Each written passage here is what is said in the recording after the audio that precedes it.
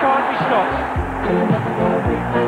Rush's unstoppable form continued into Europe, where Liverpool were in pursuit of their 4th European Cup. And Rush. An Ian Rush header was enough to see off Benfica in the quarter-final, but following a single goal in the semi-final home leg, Liverpool faced a daunting atmosphere in Romania against Dinamo Bucharest. Not daunting for Ian Rush though, who once again silenced the crowd with 2 crucial goals, as old First Division Liverpool did what the new Premiership teams seem unable to do in Europe: win away.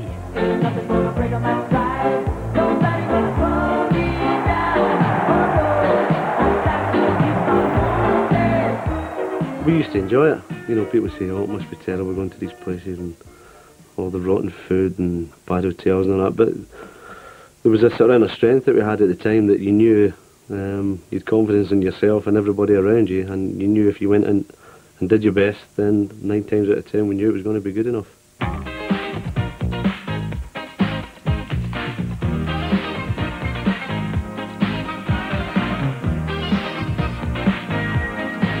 There was no mistaking the pitches where Spurs shares could be bought and sold, and even the odd scarf and rosette crept into the sober arena. Tottenham's share issue is a sign of the Thatcherite times, as football becomes a way of making real money. Not that it worked at Tottenham, where a new stand almost crippled the club.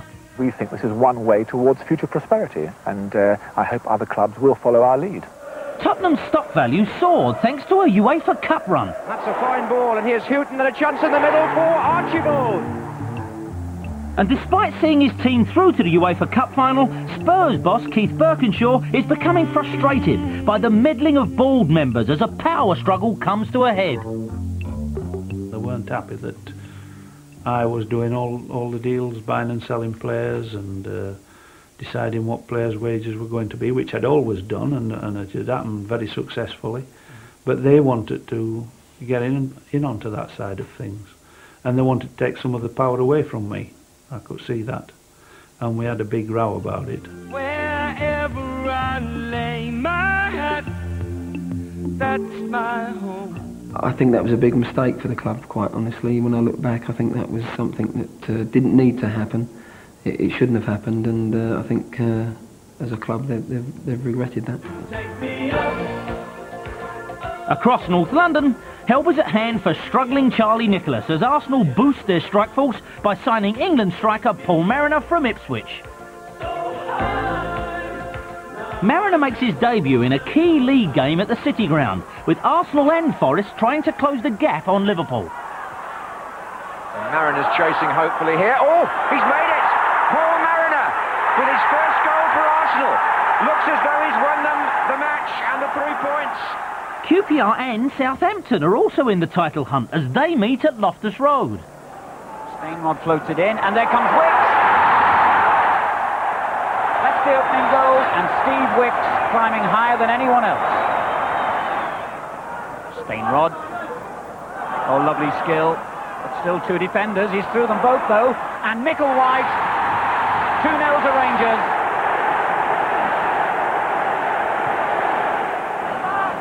Stainrod, Waddock, oh, and shot, sees it creep in, just inside the post from Waddock's shot. Victory takes QPR 5th, but as usual it's Liverpool and Manchester United opening a gap at the top.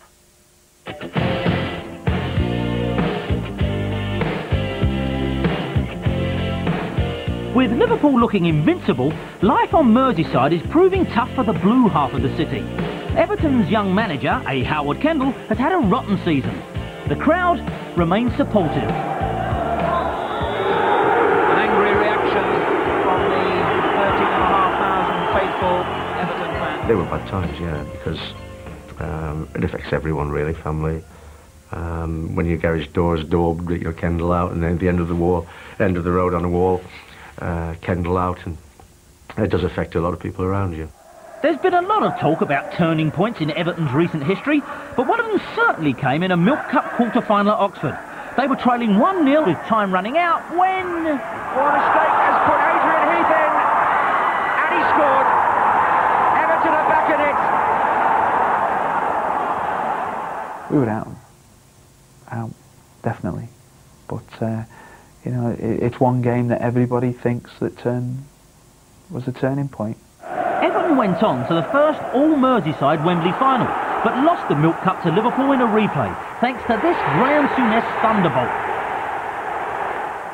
But the signs were there. All they needed now was a big-name signing. Everton are signing Maradona this afternoon. He arrived at Goodison Park and all the team was there and Maradona was here and Kendall said, Maradona, this is Everton team. Everton team, this is Maradona. And they're all going, all right there, Maradona, like, all right, like, you know. So Howard got this big blackboard and a bit of chalk and he drew a ball on it and he wrote B-A-L-L, ball. And Maradona said, Senora Kendall, I speak a very good English. He said, I'm not talking to you, I'm talking to these lots over there, he said.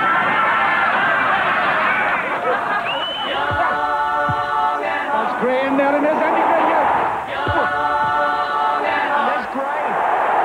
Maradona, no, but the signing of TV's own Andy Gray from Wolves was another factor in Everton's revival. I needed the change at Wolves. I was in great doubts about my own ability, and I got received brilliantly by them because I'm enthusiastic and a bit outgoing. I always wanted the ball and I was always looking for it, and I think the lads kind of responded to that. I can't change the way I play. I mean, I have sort of got where I am because of the way I play, and if I stopped doing what I'd done 7 or 8 years ago, then I wouldn't be the player that I am now. It's 50-60% of my game, aggression and physical contact, and I certainly wouldn't envisage losing it from my game. Andy Gray had sparked a revival, and Everton were now on an FA Cup run, travelling to Notts County in round 6. Andy Gray was up. Richardson.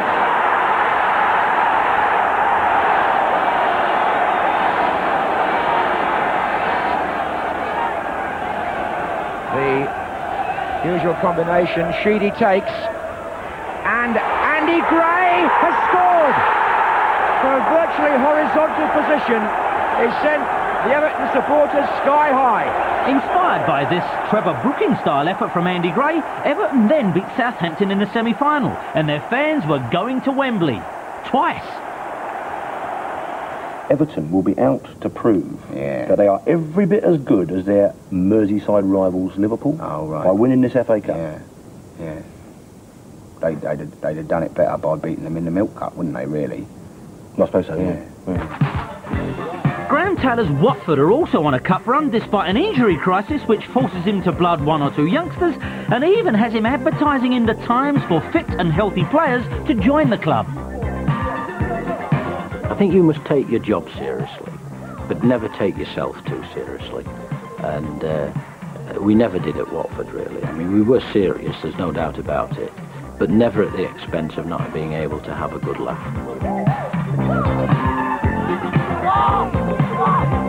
What you should have been saying is saying something early.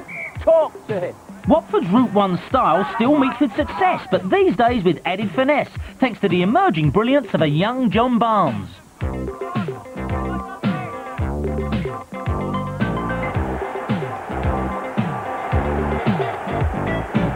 Look what you're doing to me.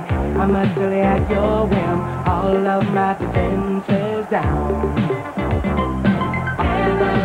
Barnes is on top form as Watford take on Birmingham in the FA Cup's 6th round. Oh, lovely skill. A magnificent goal.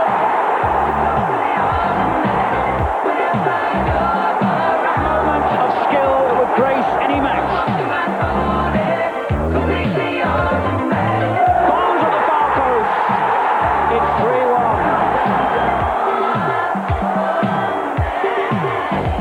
The prospect of a semi-final against 3rd Division Plymouth Argyle saw Watford fans quietly confident.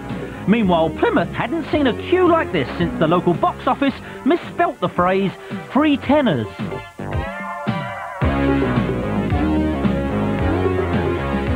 Elton John would miss the game, but he didn't sound too sad about it.